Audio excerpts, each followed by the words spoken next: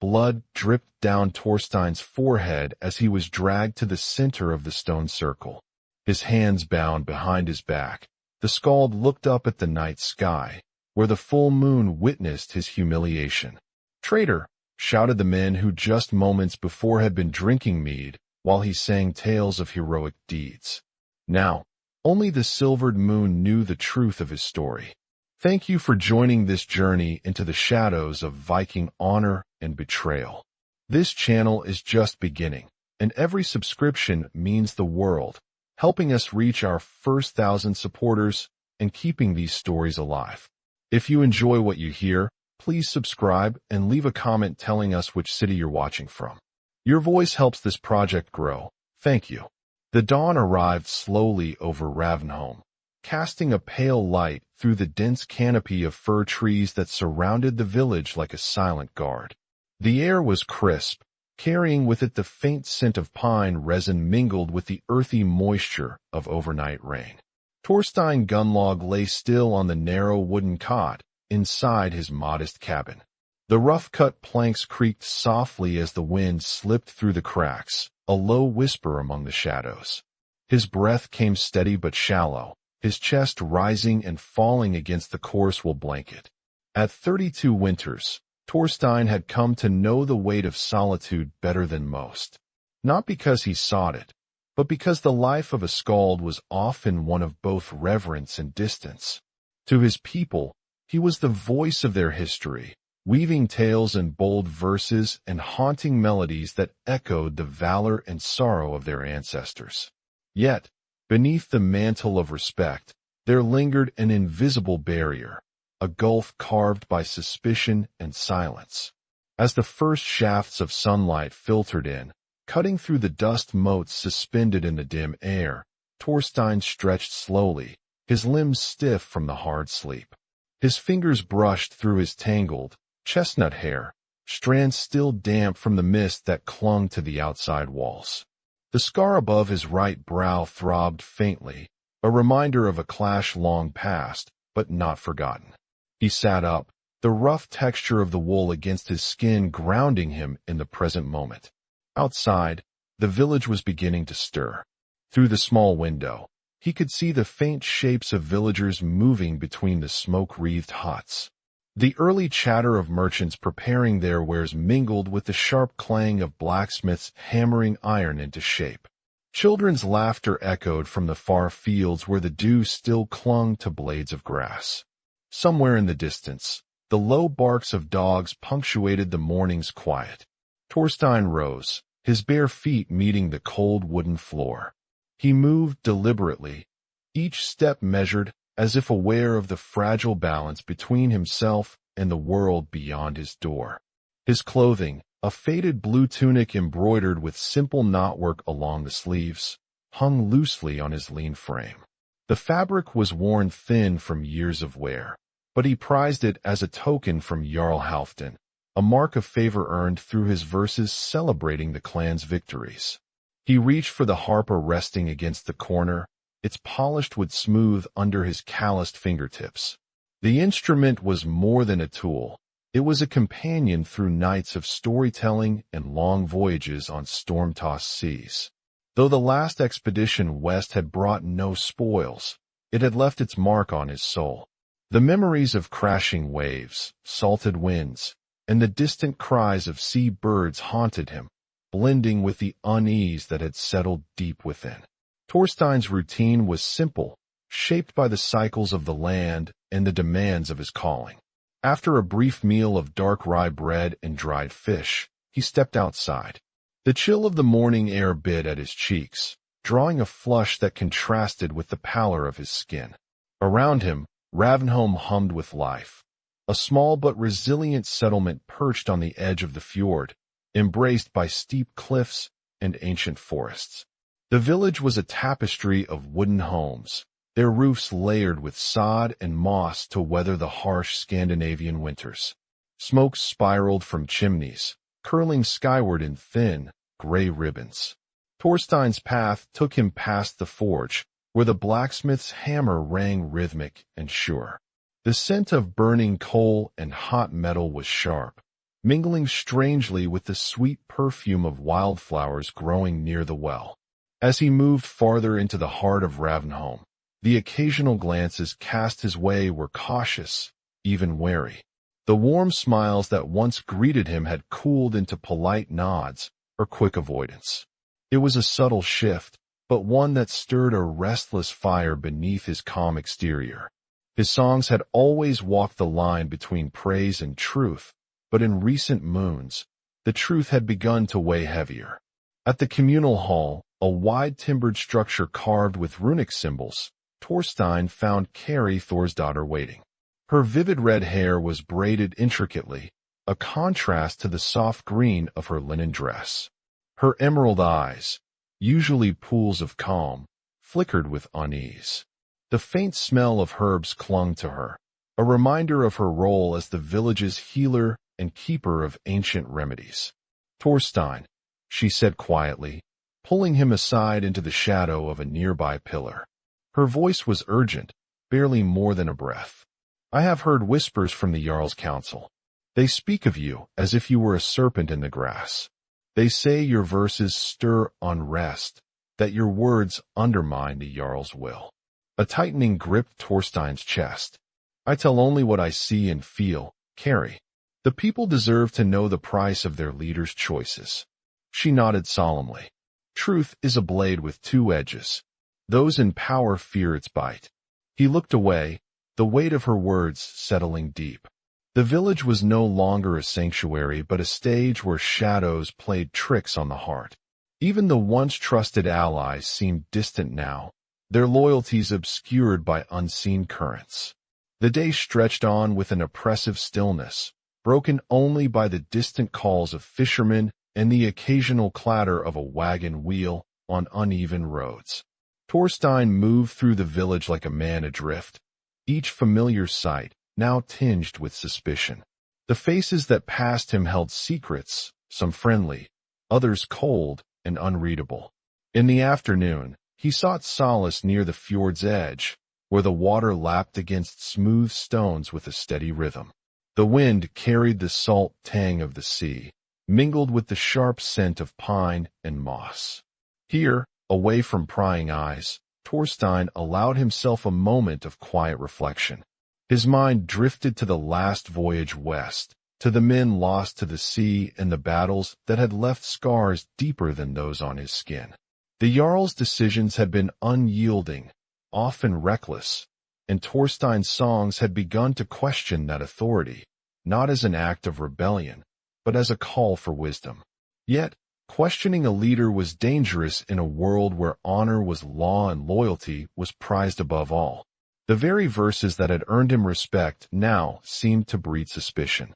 He traced the worn leather strap of his dagger at his side, the metal cool and reassuring. A sudden movement caught his eye along the shoreline. Kari approached, her pace hurried but cautious. She stopped beside him, her gaze fixed on the distant horizon where the gray clouds gathered. "Torstein," she whispered, "there is more brewing beneath the surface than you know. Hakon Alhostigalo watches you closely.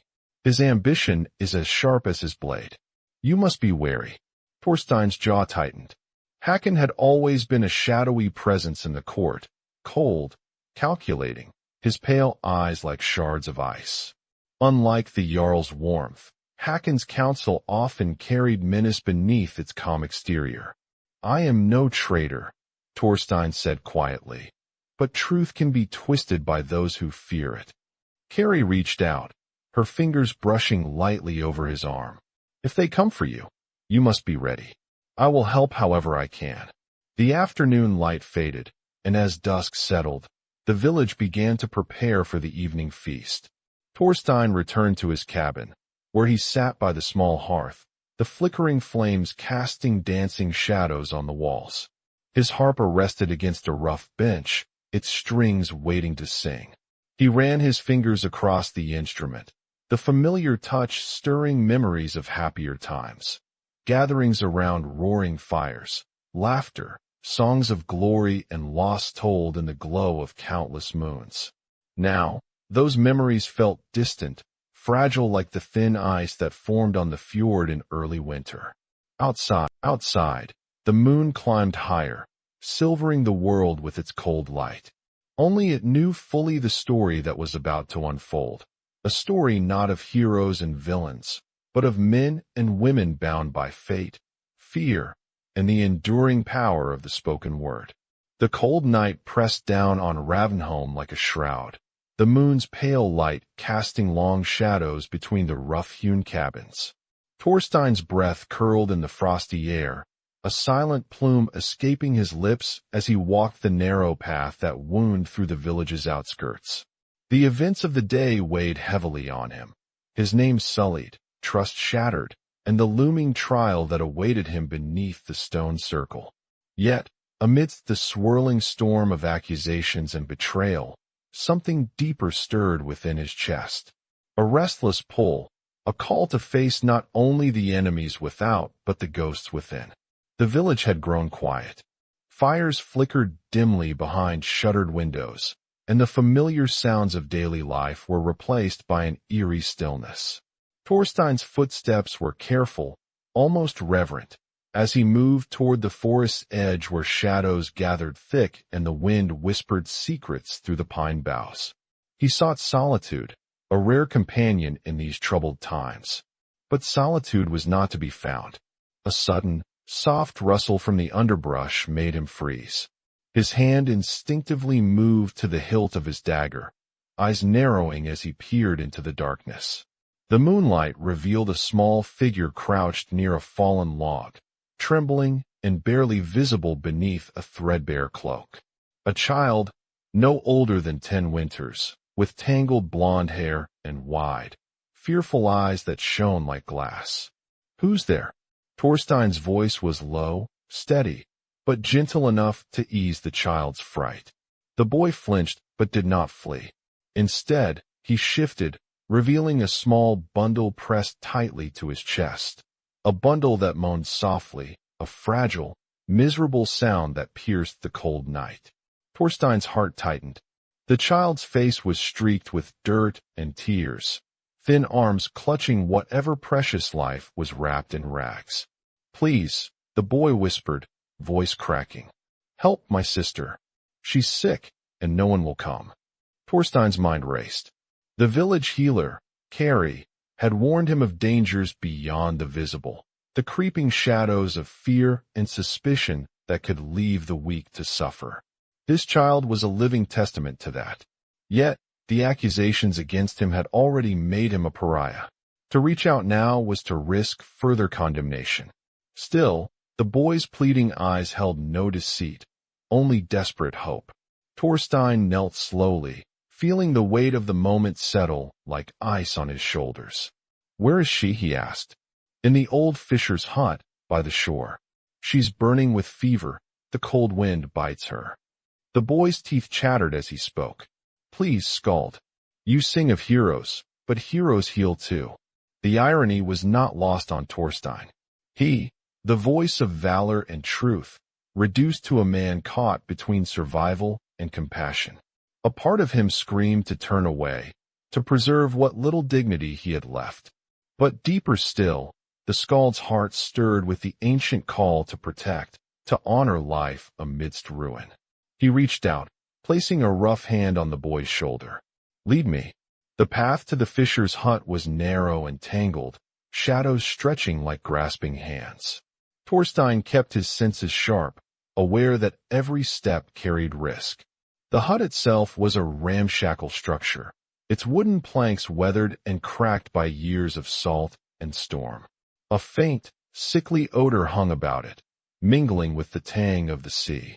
Inside, the dim glow of a dying fire illuminated the small figure of a girl lying on a crude bed of straw. Her skin was pale, flushed with heat, and her breath came in shallow, ragged gasps. Torstein's hands hovered uncertainly, and used to this kind of helplessness. Outside, the storm of human cruelty awaited, but in this fragile space, only suffering and silent prayers remained. He knelt beside her, feeling the heat radiate from her fevered brow. The child in his arms whimpered softly, squeezing the blanket tighter. Carrie would know what to do. Torstein muttered, voice thick with resolve. We must get her to the healer's hut at dawn. But how? The village was no longer safe for him. His presence might bring ruin upon this child, upon the fragile hope she represented. The boy looked up, eyes shining with tears. Please, don't leave us. Torstein's chest ached. Every fiber of his being screamed against the choice laid before him. To stay meant danger, to flee meant abandoning the innocent. The Skald's mind flashed back to his own childhood, to the nights when his mother's lullabies fought back the darkness, to the promise he had made, long ago, that his voice would be a shield for those who could not defend themselves. He stood slowly, voice steady as steel. We will carry her. Together. The journey was perilous. Every creaking branch and distant howl seemed a threat. Yet, Torstein moved with careful purpose, the weight of the girl cradled against his chest, the boy steadying his steps beside him. The cold bit deeper, but the Skald's heart burned with fierce determination. As they neared the healer's hut, a flicker of movement caught his eye, shadows stirring beyond the trees, whispers barely heard on the wind. The threat of discovery loomed close. His own name was a curse now, and every step could bring enemies wielding sword and suspicion. But Torstein did not falter. When Carrie opened the door and saw the children, her face turned pale with shock and sorrow. What happened? She breathed. Torstein's voice was low but urgent. She is burning with fever, near death. We found her abandoned and alone. The village turns its back in fear.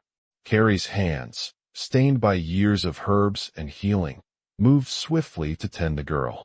Torstein watched as the healer murmured prayers to the old gods, applying poultices and warming blankets with practiced care. The tension in the room eased slightly, replaced by the fragile hope of recovery.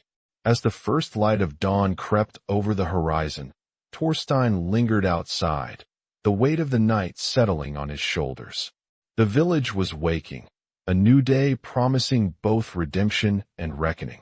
But in his heart, the Skald carried the memory of the vulnerable, the betrayed, and the innocent. The truth he sang for was not just in tales of glory, but in the silent acts of courage that lived between shadows. He looked once more toward the sky, where the moon's fading light slipped behind clouds. The silver witness had seen his choice, his risk, his compassion.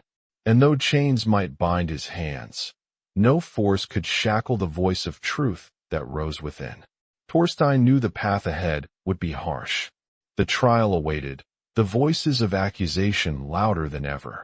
But in that moment, beneath the thawing sky, he made a silent vow, to protect the weak, to seek justice not with sword alone, but with the power of song and the unyielding strength of the human heart. The Skald turned back toward the village, each step a defiant beat against the darkness. For in a world where shadows sought to consume the light, it was the smallest flames that burned brightest, and he would be their voice, no matter the cost. Torstein moved carefully through the quiet village, the fragile bundle pressing lightly against his chest. The girl's shallow breathing was the faintest of sounds, almost lost beneath the whispering wind and the crackle of frosted branches. Each step was measured, slow, as if the earth itself would recoil if he hurried too much. The boy walked close beside him, his small hand occasionally reaching out to steady Torstein's arm, offering a silent reassurance neither could fully speak. The cold bit deep, seeping beneath the layers of worn cloth and skin. Yet within the warmth of that fragile body, the Skald felt a pulse of life, a stubborn flicker against the cold that threatened to snuff it out. The girl's face was pale, her lips cracked and dry, stained faintly with the residue of fevered sweat. Despite the thin thread of warmth she exuded, the chill of the night wrapped tightly around her, as if to claim her before dawn's light. Torstein's eyes caught the faint marks along her wrist, small, crude symbols, roughly etched, as though carved in haste by trembling hands.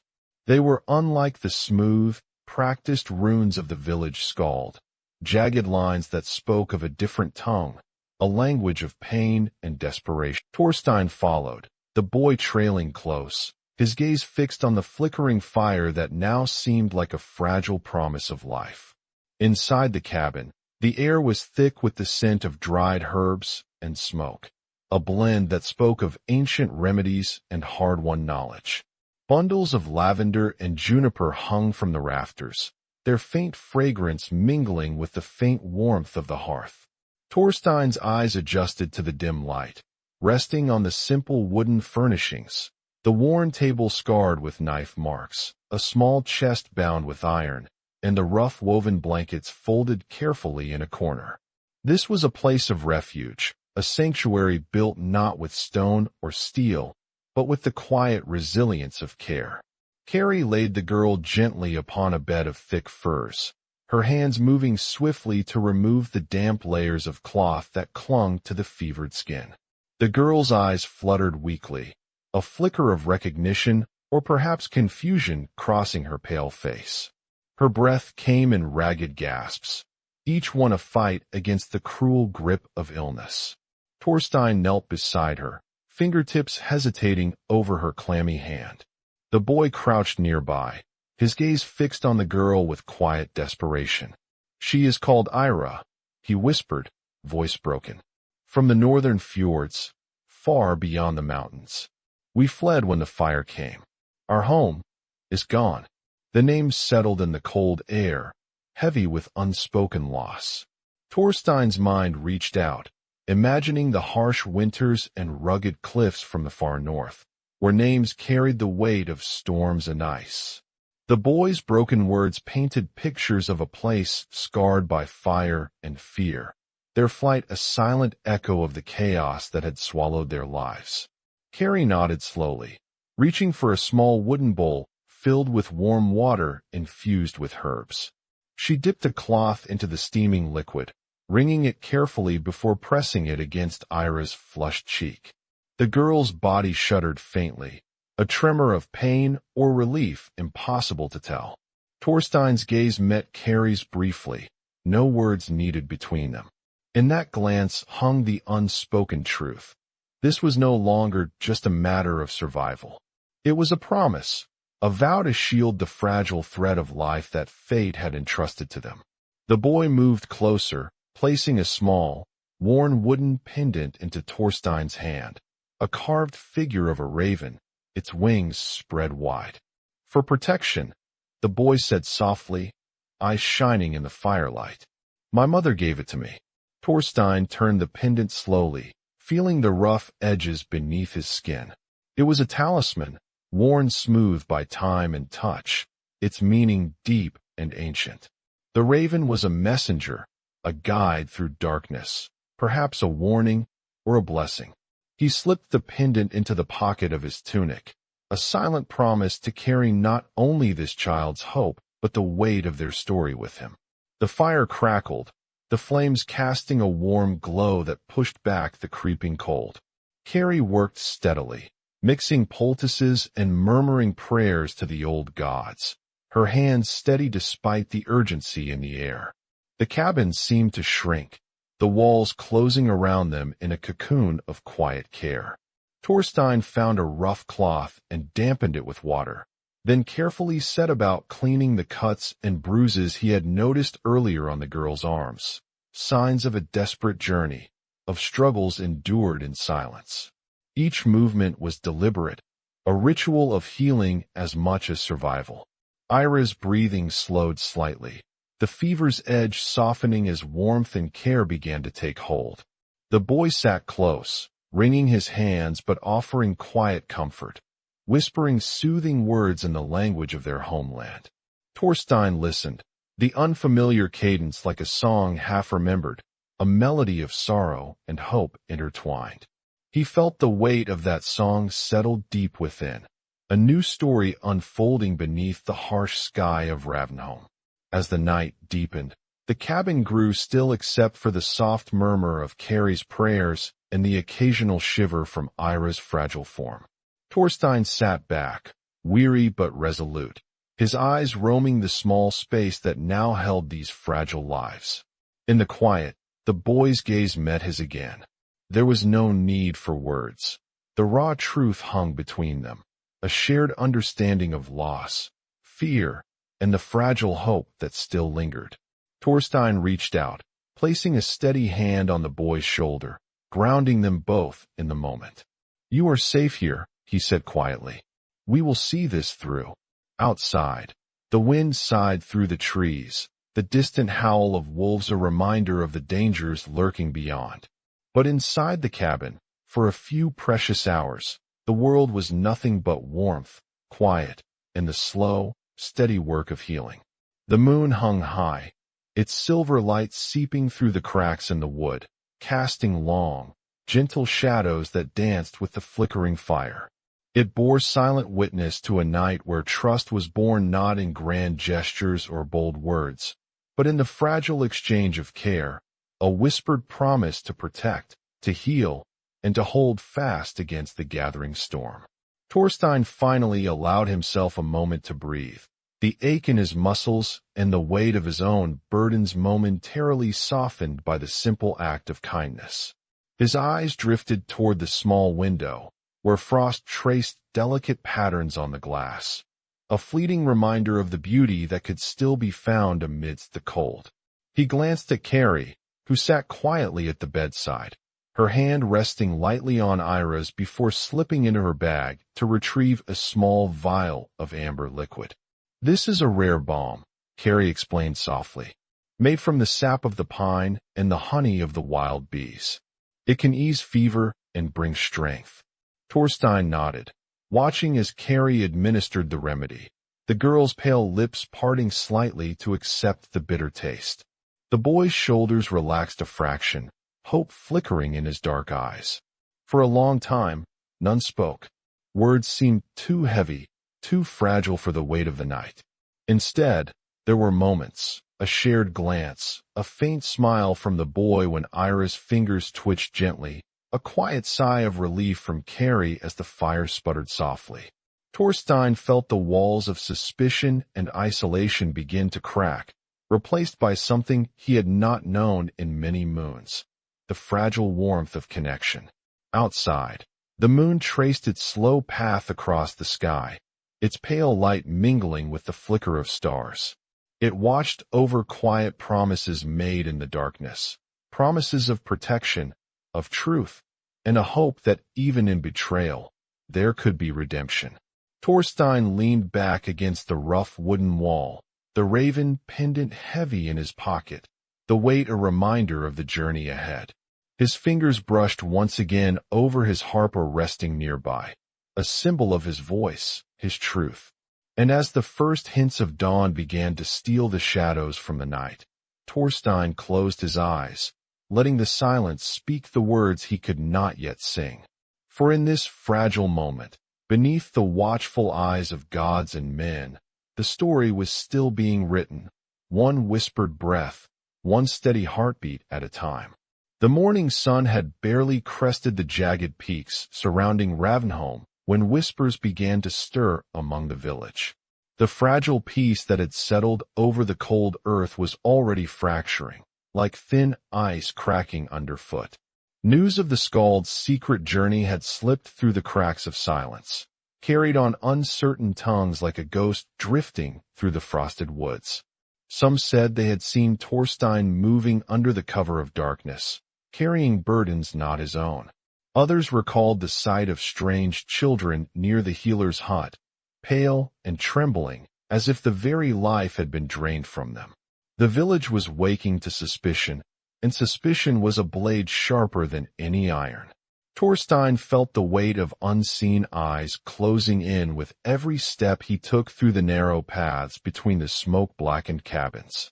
The once familiar faces now seemed flickering shadows, their gazes heavy with unspoken accusation or wary curiosity. The warmth of Carrie's hut had been a brief sanctuary, but the world beyond its wooden walls was a cold, indifferent place. Each breath of frosty air that met his lungs was a reminder that his choices, made from compassion and truth, had drawn a dangerous line in the snow. By midday, The murmurs had coalesced into something more tangible, a knot of unease tightening in the village's heart. The elder Torstein met the hunter's gaze, steady and unflinching. These children are fleeing death and fire. They sought refuge. I could not turn them away. Eirik's eyes narrowed. Refuge brings risk. The jarl's enemies watch all borders. If your actions invite danger upon us, how long before the village suffers? The Skald felt a bitter knot tighten in his chest. It was a question he could not answer, for the balance between compassion and survival was a perilous one in these lands. To protect the innocent could mean bringing ruin upon many. To refuse them was to deny the very stories of honor and mercy he had sworn to carry. Before Torstein could respond, a group of men emerged from the gathering crowd. Hunters, traitors, even a few warriors returning from patrol. Whispers turned to mutters, mutters to calls. The air thickened with tension, the village's collective breath held in anticipation of judgment. Carrie appeared suddenly by Torstein's side, her fiery hair like a beacon against the gray backdrop of suspicion. Her green eyes burned with quiet determination as she addressed the crowd. Is it treason to aid the weak? Or is it the true betrayal to abandon those who suffer? Her words hung in the cold air, met by a mixture of nods and frowns. Some saw the wisdom in her plea. Others felt the sting of fear and the instinct to preserve their own. From the shadows, a heavy voice cut through the murmurs. It was Jarl Halfdan, his worn face lined by years of battle and burden. His gray eyes scanned the crowd before settling on Torstein. We live in a time when enemies lurk beyond every forest and fjord, he said, his voice a gravelly rumble. Trust is the shield that holds us together. To protect this village, we must know every threat, every shadow that creeps near our walls. The villagers listened as the jarl's gaze sharpened. Bring these children before the council. Let their faces and their stories be seen. Torstein, you will answer for your choices, but we will not condemn without truth. A murmur of uneasy agreement rippled through the crowd. Carrie gave Torstein's arm a steady squeeze, a silent promise of solidarity amid the rising storm. The Skald nodded, feeling the fragile threads of hope weaving once again through the cold fabric of suspicion. As the crowd dispersed, Torstein turned toward the northern path that led to the healer's hut. The children's fragile lives weighed heavily against the growing shadow of his own peril. Each step was a careful balance between the need to protect and the inevitable confrontation with a community poised on the edge of fear. The forest whispered secrets as he moved beneath the skeletal branches. The soft crunch of snow underfoot was the only sound in the stillness, broken only by the distant cry of a raven. The pendant in his pocket pressed tightly against his side, a talisman against the unknown. Reaching the hut, he found Carrie tending to the children, her hands steady despite the urgency.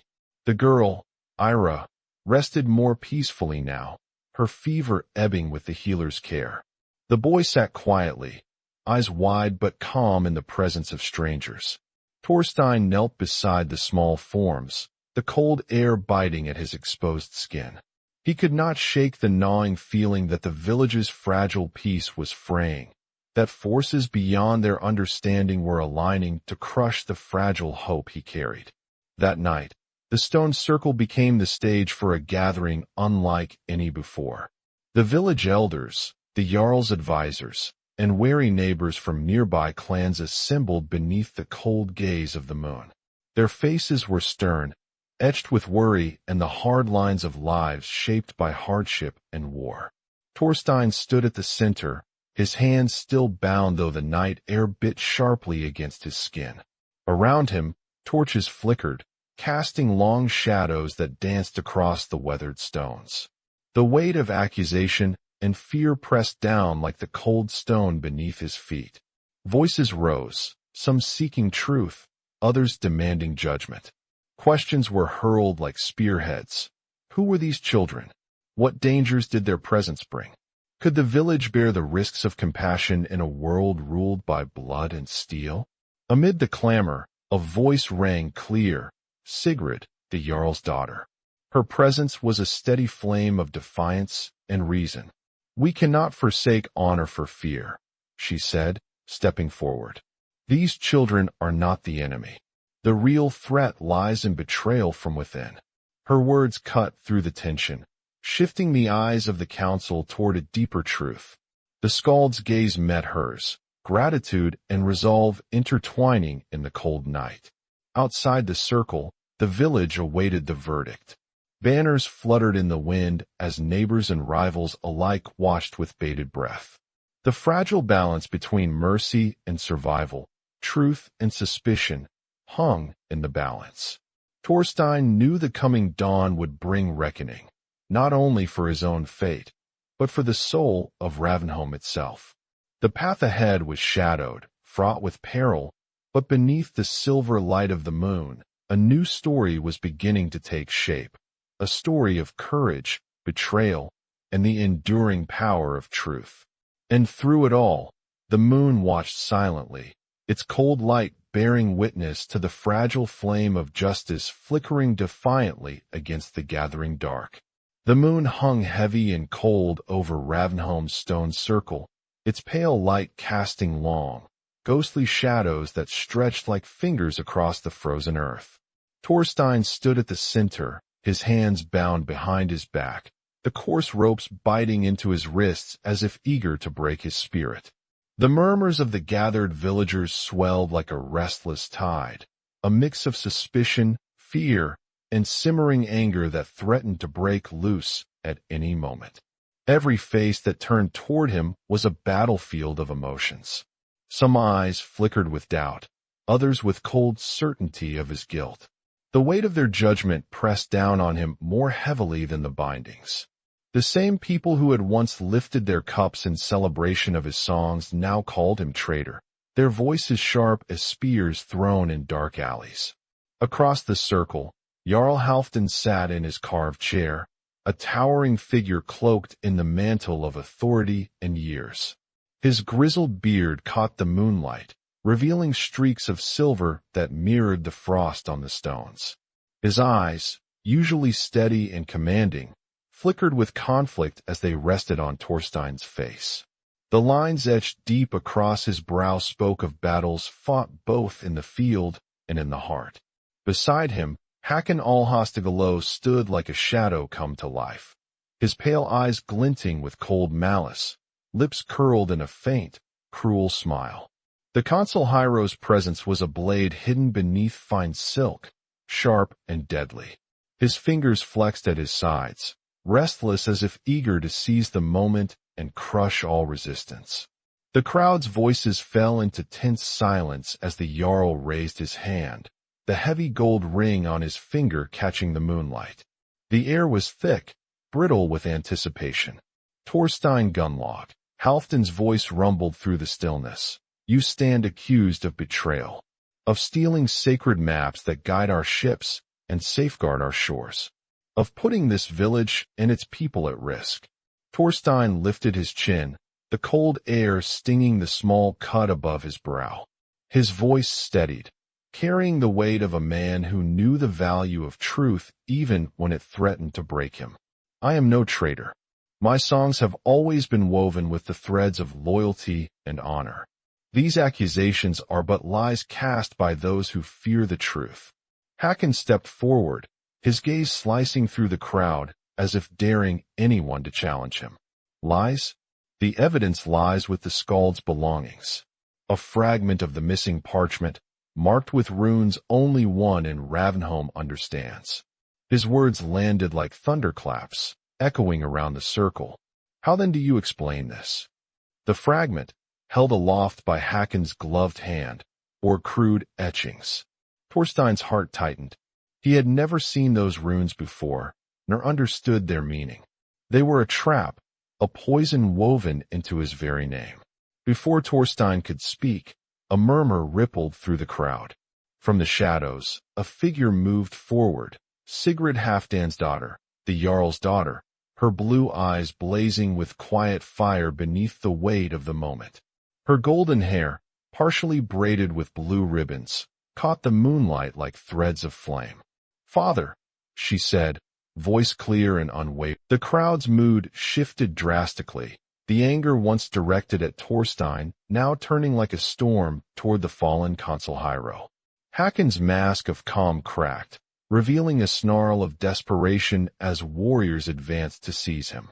Torstein's bindings were cut away, the rough ropes falling to the ground as he rubbed his sore wrists. His gaze met the jarl's, filled with a complex mix of relief, sorrow, and the unspoken pain of betrayal by a trusted friend. "You have my forgiveness, old friend," Halfdan said quietly. "But know that trust once broken is a blade slow to heal." Torstein nodded, the truth of those words settling in his bones. His voice was soft but resolute. "A leader who admits fault is the one worthy of loyalty. I shall continue to serve, not with blind praise, but with the courage to speak truth." The crowd slowly dispersed, their faces a mixture of relief and lingering uncertainty. The night air seemed to exhale with them, the tension dissolving into the frost-bitten silence beneath the watchful moon. Later, in the great hall warmed by the fading firelight, Torstein sat with Sigrid and Carrie. The conversation was quiet, but filled with the fragile hope of new beginnings. Sigrid's resolve had shifted the course of fate, a testament to the strength found in unexpected places. Torstein's fingers strummed softly on his harp, the notes weaving through the room like a balm. His song was no longer one of accusation or despair, but a melody of truth reclaimed and justice served. Each note carried the weight of the past and the hope of what might yet come. When the hall emptied and the village slept, Torstein stepped outside, the cold night air brushing against his skin. His eyes lifted toward the moon, the silent witness that had seen every moment of his trial and vindication. "Only you knew my true story," he whispered, voice low and filled with reverence. "Now all may hear." He plucked the strings again, composing a new song, not of battles won or lost, but of the enduring power of truth, the fragile bonds of trust, and the courage it takes to stand when the world turns against you. The moon shone down, its silver light a quiet promise that even in the darkest night, the voice of justice can never be silenced. The dawn's pale light crept cautiously over the jagged peaks surrounding Ravenholm, softening the harsh contours of the frozen landscape. The village stirred with a fragile quietness, the restless night giving way to a tentative morning. Torstein's eyes opened slowly, the faint warmth of the sun's first rays brushing against the rough timbers of the cabin where Carrie had tended to the children through the long hours of darkness. The weight of the past night clung to him, its shadows still thick around his soul, yet beneath them a fragile seed of hope had begun to root. Ira's shallow breaths filled the room like whispered prayers, steady now, though still fragile. The fever that had gripped her with such merciless strength had broken, leaving a pale but living child in their midst. The boy, whose name was Leaf, watched her with a mixture of awe and cautious relief, his wide eyes reflecting the flickering firelight. Carrie moved with practiced care, her hands steady as she prepared a simple broth, the scent of wild herbs mingling with the faint smoke curling from the hearth. Torstein sat quietly by the door, the raven pendant resting heavy in his pocket, a talisman not only of protection but of the unyielding bond forged in the night's trials. His fingers traced the worn wood of the floorboards, the rough grain a reminder of the enduring truths carved by life itself. That weakness could be a strength, that mercy was a sword wielded with quiet resolve. The village outside was waking, but the shadows that had clung so tightly during the trial lingered still. Torstein knew that the dance between suspicion and trust was far from over. Yet in this moment, he allowed himself the rare luxury of relief, of a heart unburdened, if only for a breath. Carrie glanced toward him, her green eyes softening with unspoken understanding. They will heal, but their scars run deep, she said, voice low but certain. And so will the village, if it chooses to remember what honor truly means. Torstein nodded slowly, a weight settling into his chest. The path ahead was uncertain, but for the first time, it was not traveled alone. The fragile threads of community were beginning to weave anew, spun from the courage of a few, the vulnerable and the bold alike. Outside, a faint murmur rose from the village square, drifting through the frosted air. Voices, hesitant but growing stronger, spoke of truth and justice, of the need to reckon with shadows both within and without. Torstein's gaze lifted toward the stone circle, where the night's harsh judgment had been cast. It was there that Sigrid had stood, a beacon of light amid the gathering storm. Her courage had shattered the silence, casting a line of hope through the dark web woven by Hakon's treachery. Her unwavering voice had turned the tide, protecting not only Torstein but the fragile soul of Ravnholm itself. As the sun climbed higher, Torstein found himself drawn once more to that sacred place. The cold stones, still frosted with morning ice, bore the weight of countless decisions, of honor, of betrayal, of justice meted out beneath the watchful eyes of gods and men. His footsteps were measured, each one a quiet echo of the resolve that had carried him through the night. The village elders gathered there now, their faces lined with worry but softened by the passage of truth. They spoke in low tones, the weight of their words a solemn rhythm against the stillness. The tension that had once pressed heavy upon the land was loosening, beginning to unravel in the light of revelation. Torstein's heart stirred as he saw figures approaching, neighbors who had once turned away, their eyes now tentative but seeking. Among them, Carrie moved with quiet grace, her presence a steady anchor in the shifting tides. And then, as if summoned by fate itself, Sigrid appeared, her blue eyes steady and clear. She approached him with a mixture of relief and quiet pride, her voice gentle yet resolute. You carry more than scars, Torstein. You carry the truth, and that is a song no shadow can silence. The Skald met her gaze, his own eyes reflecting the complex storm of gratitude and sorrow that had settled deep within. Your courage saved me, Sigrid, not only from death, but from the silence that would have swallowed my story. Their hands met briefly, a touch that spoke of newfound trust and fragile alliances forged in fire. Around them, the village began to breathe anew, the air lighter, the frost melting not only from the stones but from the hearts of those who had doubted. A council elder stepped forward, his voice carrying the weight of years lived in the harsh lands of the north. Let it be known, he said solemnly, that Torstein Gunnlaug stands cleared of all treason. His deeds and truth honor the village, and his voice shall remain a beacon for our people. The crowd stirred, whispers growing into murmurs of agreement. Some faces bore lingering doubt, but many nodded, the tide turning toward reconciliation. The fragile bonds of trust had been tested, stretched nearly to breaking, but now began the slow mending. Torstein looked around, his gaze settling on familiar faces, some wary, others tentative, but all part of the fragile tapestry of Ravnholm. Carrie stood nearby, her eyes meeting his with a steady warmth, a silent promise of solidarity. Leif and Ira, their lives now intertwined with his own, were safe, for now, and perhaps for the future. The sun climbed higher, its golden light a balm against the chill of the past night. Torstein raised his harp gently, the strings humming beneath his fingers. The first notes floated softly into the crisp air, a melody born not of triumph or vengeance, but of truth reclaimed and the enduring strength found in forgiveness. As his song rose, the villagers gathered close, the melody weaving through the cold morning like a thread of warmth. It spoke of shadows confronted, of courage in the face of betrayal, and the fragile hope that blooms when the heart chooses to forgive. Halfdan, the jarl, emerged from the shadows of his hall, his face marked by the burden of leadership, but softened by the clarity brought by the night's revelations. His eyes met Torstein's, a silent exchange passing between them. As the sun dipped low, casting long shadows across the village, the Skald's voice rose once more, soft, steady, a beacon in the gathering dusk.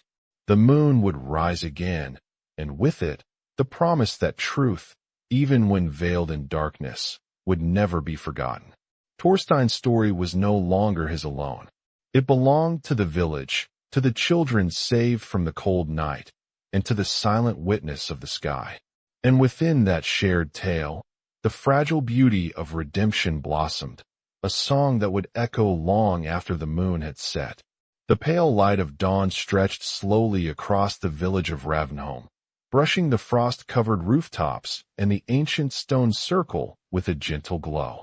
The air was crisp and still, as if the world itself was holding its breath after the storm of the night before. Torstein stood near the edge of the village, his gaze tracing the horizon where the first golden rays ignited the dark silhouettes of the fir trees. The weight of the past days hung heavy in his bones, but beneath the burden, a fragile warmth had begun to kindle, a quiet certainty that something had shifted in the heart of this place. The village moved cautiously, as if awakening from a long, troubled dream. Faces once clouded with suspicion now softened with tentative hope. The fires in the hearths burned steadily, and the familiar sounds of daily life. Hammer striking anvil, children's laughter, the low murmur of conversation, began to weave themselves back into the fabric of Ravnholm.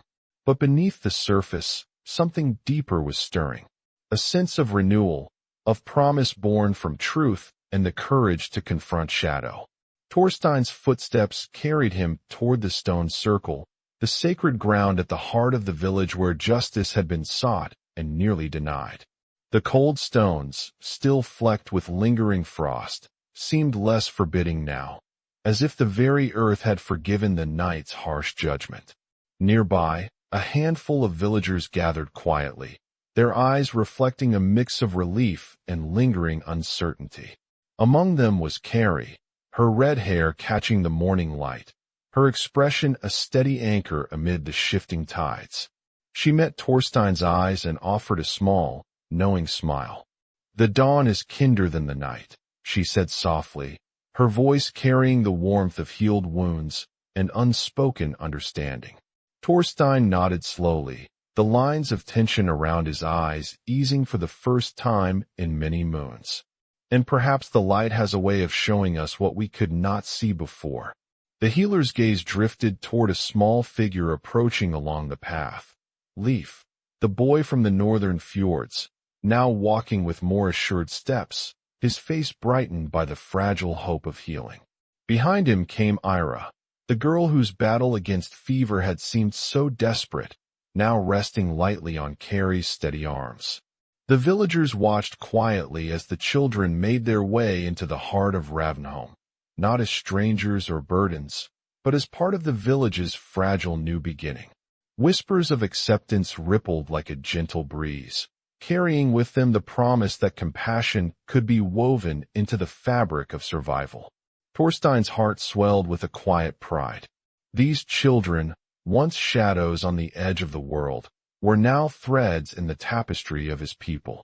Their stories, marked by loss and fear, would find a place alongside the sagas of warriors and kings, reminders that even in the harshest lands, mercy could endure.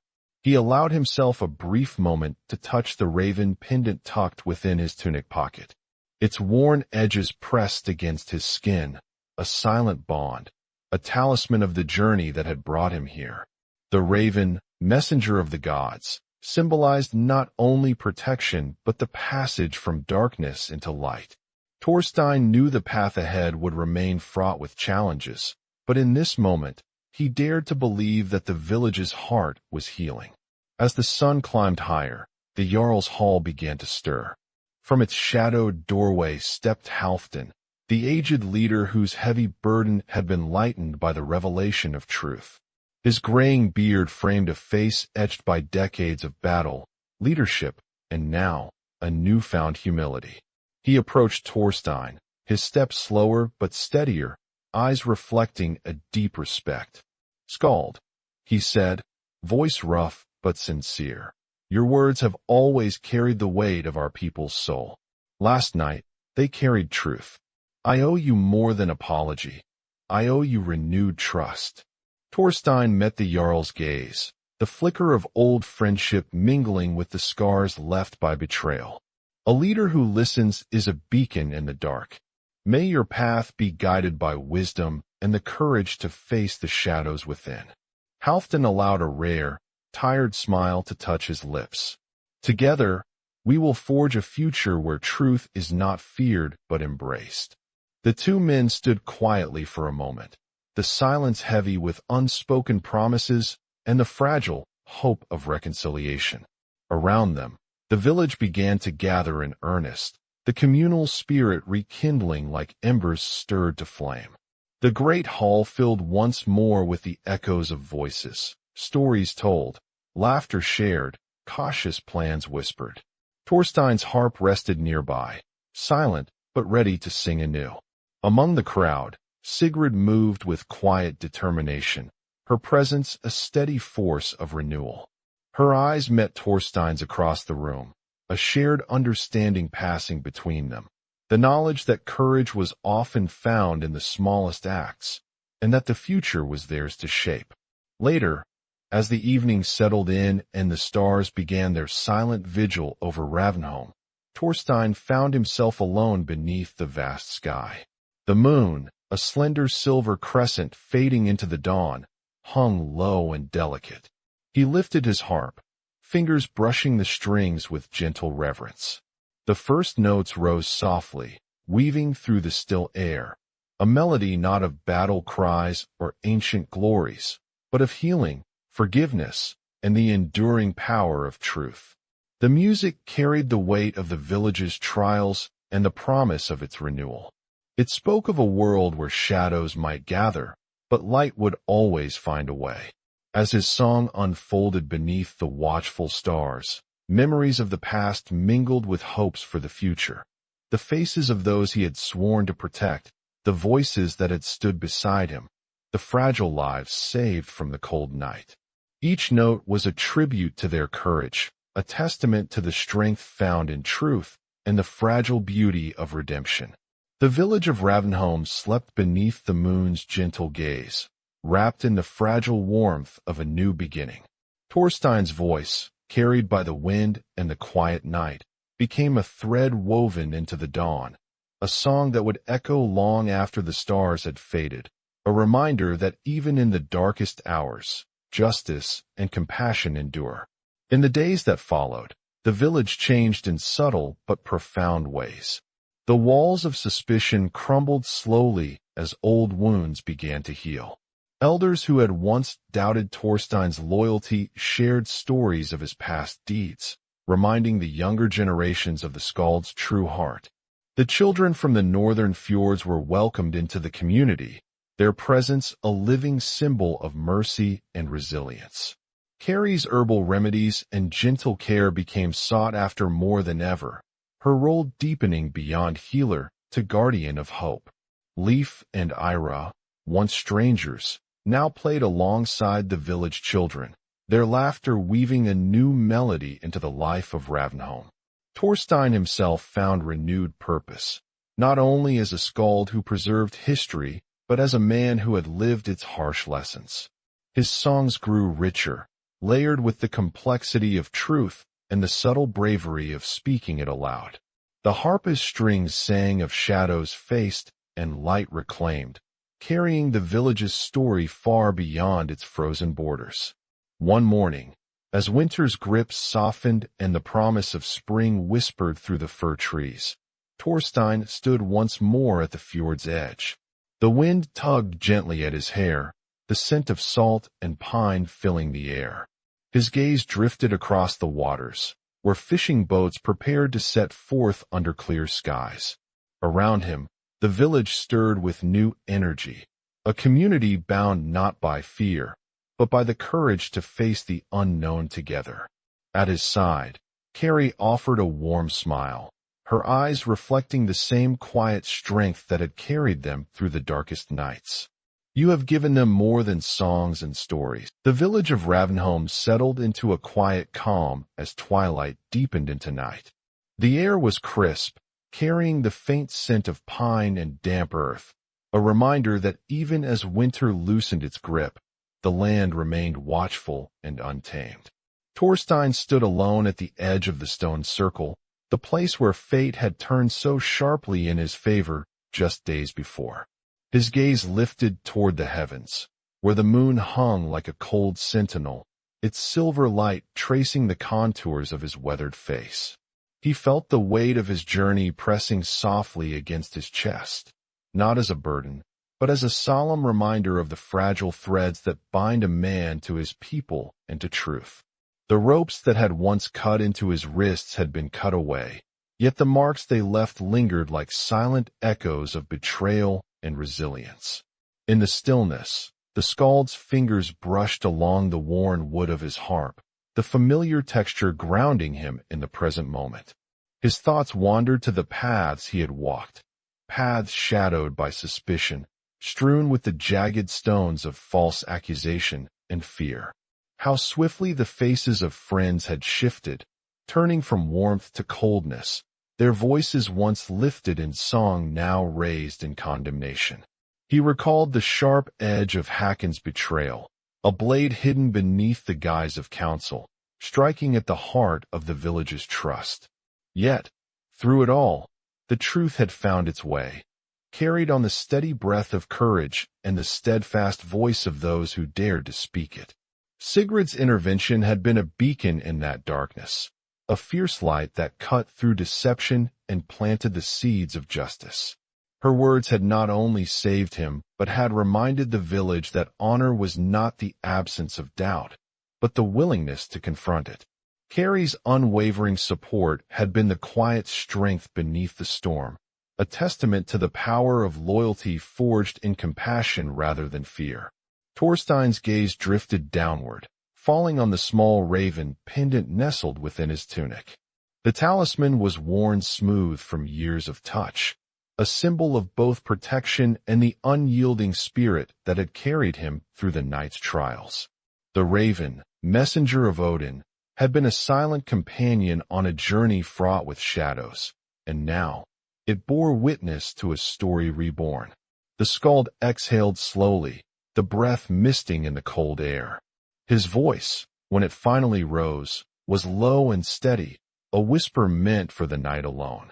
Only the moon knew my true story, but now the light carries it beyond the darkness. Memories of the children haunted the edges of his mind, the fragile lives wrapped in fever and fear, abandoned to the merciless night. Their presence had been a test of the village's heart, a mirror reflecting both its capacity for mercy and its fears of the unknown.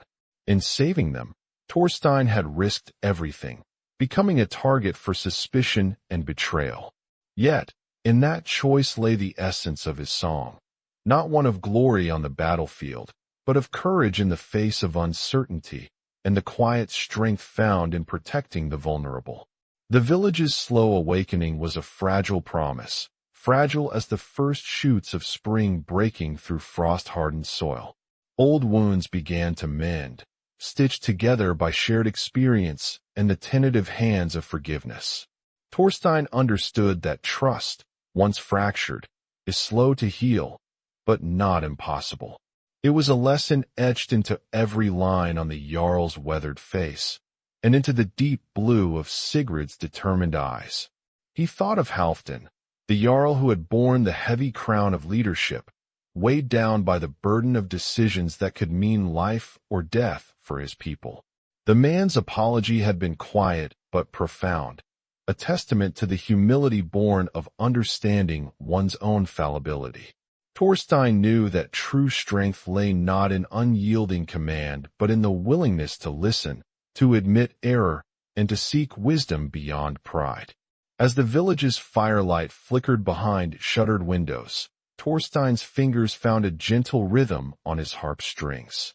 The music rose, a soft, haunting melody weaving through the night like a thread of hope. It was a song not of heroes or victors, but of truth reclaimed and justice served, of wounds opened and healing begun. Each note carried the weight of his journey, the pain of falsehood, the sting of betrayal, and the quiet triumph of vindication. The melody traced the contours of the moonlight, wrapping the village in a fragile warmth that promised renewal. It spoke to the hearts of those who listened, inviting them to remember that beneath the harshness of their world there was room for mercy, for courage, and for the enduring power of truth. Torstein's eyes lifted once again to the night sky. The stars twinkled cold but clear, ancient witnesses to the endless cycle of struggle and redemption. The moon, now high and full, bathed the earth in silver, a silent guardian over the fragile light that had begun to bloom in Ravnholm. He knew the road ahead would remain steep and uncertain. Shadows lingered in the corners of the village, and the scars left by suspicion would take seasons to fade.